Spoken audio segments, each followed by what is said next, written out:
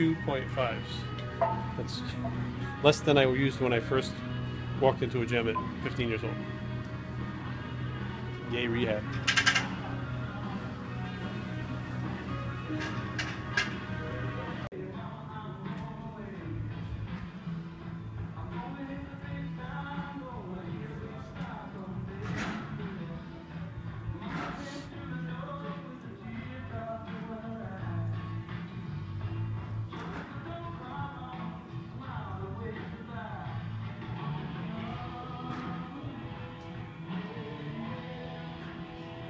Burns a little bit.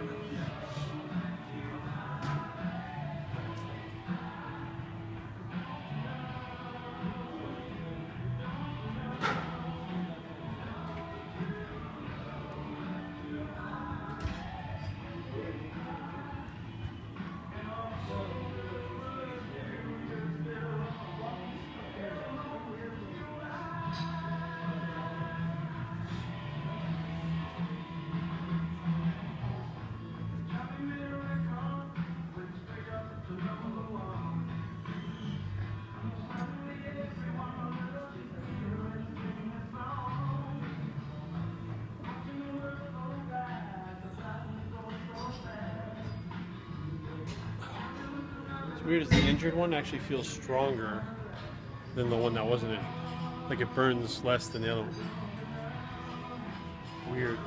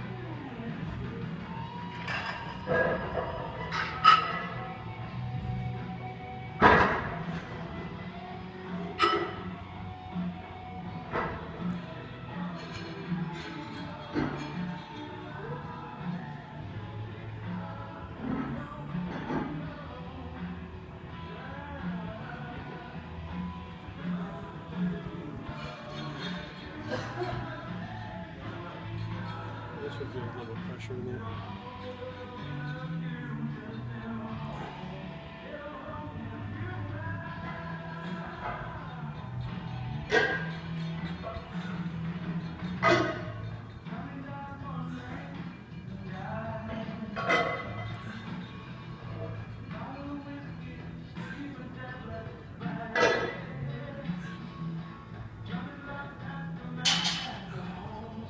The scapula is what caused the issue to begin with.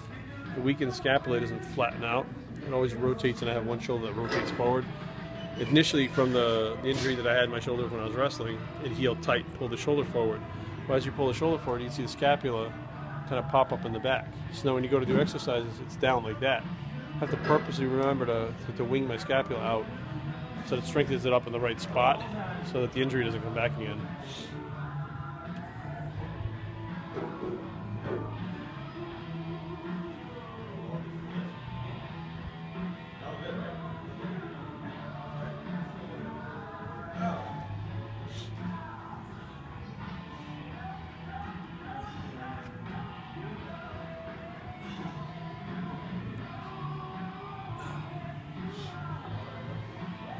Looks easy, but when you get injury healing, it kind of sucks. It's hard to do. I feel like a big wuss because they had a little rubber band over here, but it's not like those cool rubber bands that the powerlifters use and stuff. It's like a little stupid, like, do your Jane Fonda workout at home rubber band.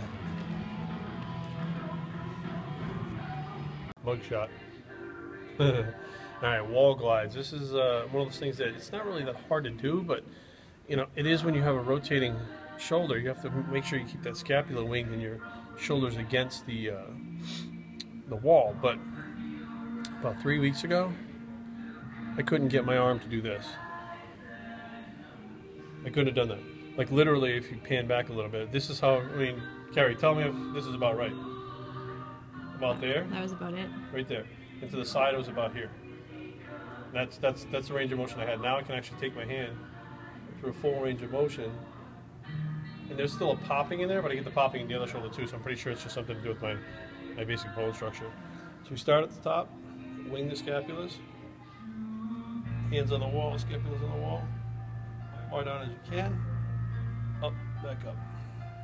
What about this exercise makes it difficult? What do keep people my do wrong scapulas about winged. it? I don't know what people do, but because my shoulders rotate forward, they roll forward. Like it's almost like my shoulders want to do a crab pose all the time on their own.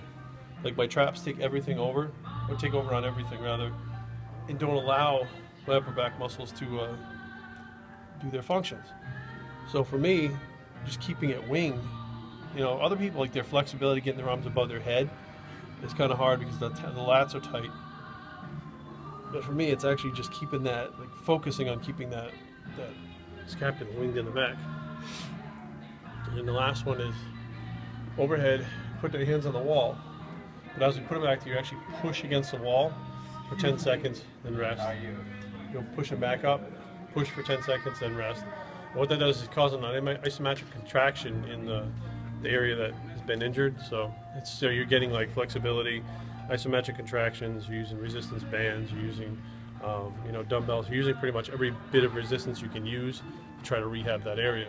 And these are kind of hard to do, but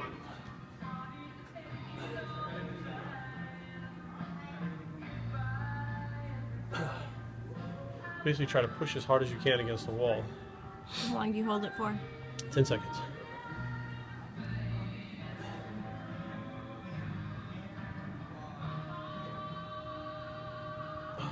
You're really pushing like as hard as you can. It's strange because the wall's not going to go anywhere. How many sets do you do? Just 3. So this would be like, that was 2, this is 3. So you got to remember to pull the lats and scapula down. Hold it a little bit longer. Try to push myself a little bit more. Doctors say not to push too far. So this is week 1. Shoulder rehab. We're back at the gym. Happy to be back at the gym. Super happy to be back at the gym training. And I feel like my body composition, my weight actually didn't drop. I didn't weigh myself for like 3 weeks, and I definitely felt the difference. And I got on the scale and I was still 220, which I didn't expect to happen. But my body fat went up and my muscle went down. I try to control my calories as best that I wouldn't gain any fat. But as your muscle mass is decreasing because you're not training, less muscle mass, your metabolism slows down. So I kind of counteracted that a little bit with my diet. And now we're getting right back into the gym and starting out with, you know, weights that I use less than what I used when I first walked into the gym my first day.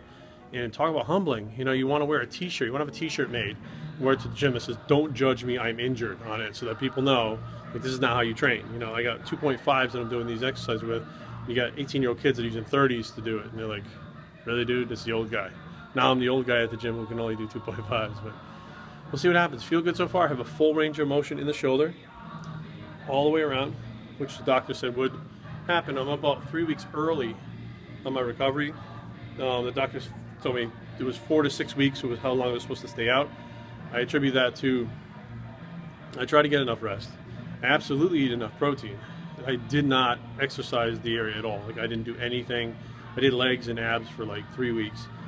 And if I was researching something, like a body protection compound or something like that, I would, you know, definitely associate some of that to that if I was doing that, but I would never do that because it's not good, right? So whatever. But yeah, definitely 3 weeks ahead of schedule. And now the idea is just not to push it so fast that you end up injuring it again, and try to ease back into training. So this should be interesting over the next couple of weeks. So I'm Bios3 and I approve this message, and we're out. Oh yeah, it's Bios3 bicep and I approve this message, and we're out.